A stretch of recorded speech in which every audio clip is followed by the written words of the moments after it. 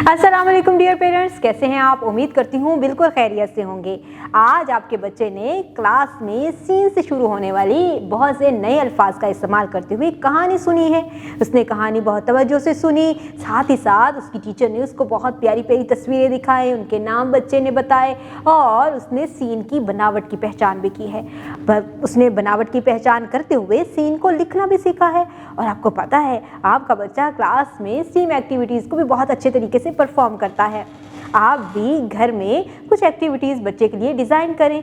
आप बच्चे ने क्लास वर्क भी किया है और होमवर्क में भी कुछ काम उसको मिला है, आप उसकी डायरी चेक करें और उसकी डायरी के मुताबिक अपनी अंडर ऑब्जर्वेशन बच्चों को होमवर्क कंप्लीट करवाएं ताकि बच्चे बेहतर तरीके से होमवर्क को मुकम्मल कर सकें।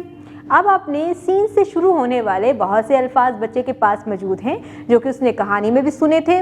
आप उस कहानी को भी दोहरा सकते हैं या आप खुद भी कोई कहानी बच्चे को सुनाएं। एक क्वालिटी टाइम बच्चों के साथ स्पेंड करें जिसमें आपकी हर एक टॉपिक के ऊपर डिस्कशन हो। उसने स्कूल में क्या किया, कैसे काम किया, आज एक्टिविटीज़ कौन कौन सी हुई थी, ताकि आप उसकी रूटीन चेक करते हुए उसके कॉग्निटिव डेवलपमेंट भी करते जाएँ और साथ ही साथ आप एक अच्छा रिलेशन भी बिल्ड कर लें। आपने बच्चे के लिए घर में कंफर्टेबल सा एनवायरनमेंट क्रिएट करना है और घर में बहुत सी चीज़ें ऐसी हैं जिनके नाम सीन से शुरू होते हैं। आपने बच्चों को वो नाम भी याद करवाने हैं और उनकी रोज़मर्रा बोलचाल में इस्तेमाल होने वाले अल्फाज से भी मुतारफ करवाना है कि सीन से शुरू होने वाले कौन कौन से अल्फाज हैं।